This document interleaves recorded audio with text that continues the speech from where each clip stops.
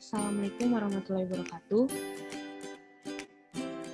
Nama saya Bara Sofia Takalamingan dengan NIM 1216000035 yang pada kesempatan kali ini akan membahas mengenai teori dan juga cara pengerjaan dengan SPSS dari uji Wilcoxon. Nah, yang pertama, uji Wilcoxon untuk fungsinya. Uji Wilcoxon ini adalah untuk menguji perbedaan dua sampel berpasangan. Dan uji Wilcoxon itu untuk menguji efektivitas suatu treatment atau perlakuan. Nah, pada uji Wilcoxon ini dilakukan 2 kali pengamatan pada subjek yang sama dengan mengamati sebelum adanya perlakuan dan setelah adanya perlakuan. Nah, lalu yang menjadi fokusnya adalah apakah perlakuan tersebut efektif atau tidak. Lalu, uji Wilcoxon juga adalah alternatif dari uji Peiret test, di mana uji ini dapat dilakukan jika uji normalitas itu tidak terpenuhi.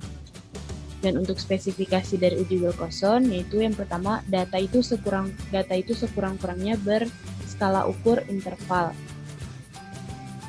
Lalu, asal populasi itu sama. Dan pada uji Wilcoxon itu memperhatikan arah perbedaan dari nilai relatif perbedaan dari dua keadaan atau perilaku. Lanjut,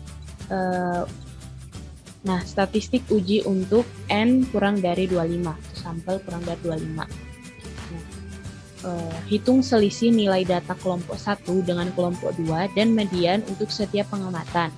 D1 sama dengan pos ke 1 min pre ke 1.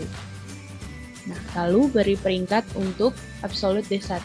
Jika ada nilai yang sama, disebut ties, beri peringkat tengah atau mid rank. Lalu pasangkan tanda plus dan minus pada peringkat sesuai nilai pada langkah pertama. Hitunglah jumlah peringkat bertanda plus, T plus, dan jumlah peringkat bertanda minus, T minus. Statistik uji yang digunakan untuk masing-masing hipotesis adalah T sama dengan min T min, T min, T plus.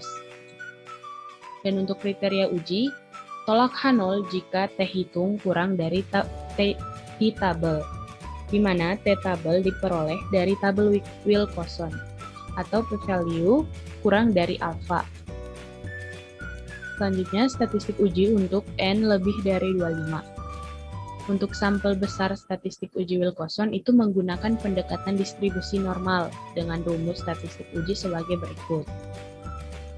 Nah, di mana T adalah nilai koefisien Wilcoxon yang dihitung melalui ranking tanda yang lebih kecil frekuensinya, dan N adalah jumlah seluruh sampel dikurangi jumlah sampel nilai yang D-nya sama dengan 0.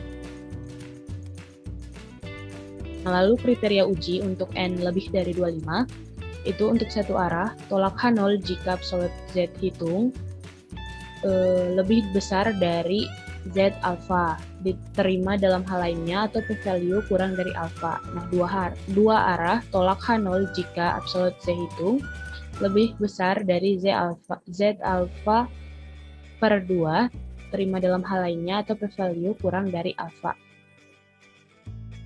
Nah, yang membedakannya itu yang ada di sini. Lalu lanjut. Nah, ini ada contoh kasus untuk uji Wilcoxon. Nah, seorang dokter ingin mengetahui pengaruh sebelum dan sesudah pemberian obat terhadap kenaikan berat badan pasien. Nah, berat badan itu dalam satuan kilogram. Lalu berikut data yang diperoleh. Ini dalam bentuk tabel. Nah, untuk hipotesisnya, H0 diterima, berarti tidak terdapat kenaikan berat badan pasien yang bermakna antara sebelum dan sesudah minum obat. Dan H0 ditolak, berarti terdapat kenaikan berat badan pasien yang bermakna antara sebelum dan sesudah minum obat.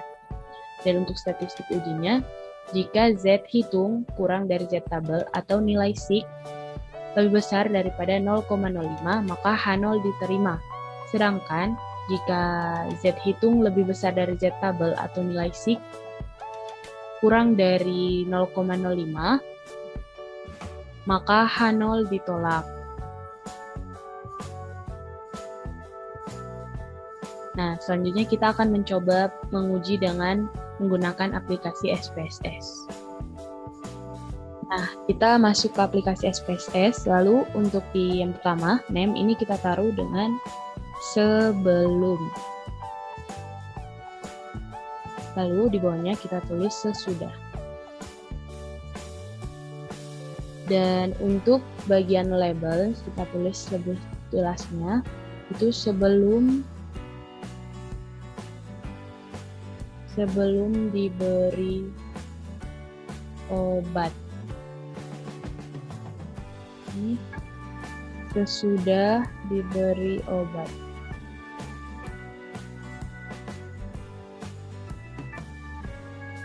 Nah, lalu untuk desimalnya kita nolkan. Ini bawah juga kita nolkan. Lalu sudah kita masuk ke data view. Nah, ini kita isi data yang sudah ada. Nah, ini data yang sudah ada. Lalu kita masuk ke analis, lalu non-parametric test, lalu legacy dialogues, lalu to relate sample. Nah, ini kita masuk sebelum diberi obat, kita masuk ke variabel pertama, lalu yang sesudah berobat kita masukkan variabel kedua. Lalu ini checklist Wilcoxon-nya, lalu oke. Nah, ini akan muncul hasil dari tes SPSS ini. Nah, ini adalah hasil dari SPSS. Dan ini untuk range-nya dan ini tes statistik. Nah, yang kita lihat ini sig-nya 0,09. Lanjut.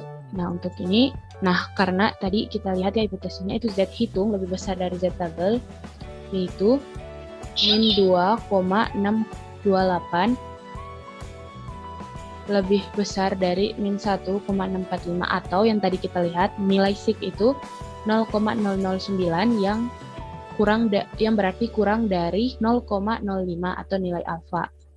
Nah, jadi sesuai dengan nilai pengujian statistik yang tadi kita coba, maka hasilnya H0 ditolak. Dengan kesimpulan, itu berarti terdapat kenaikan berat badan pada pasien yang bermakna antara sebelum dan sesudah minum obat. Sekian dari saya, wabillahi taufiq wal hidayah. Wassalamualaikum warahmatullahi wabarakatuh.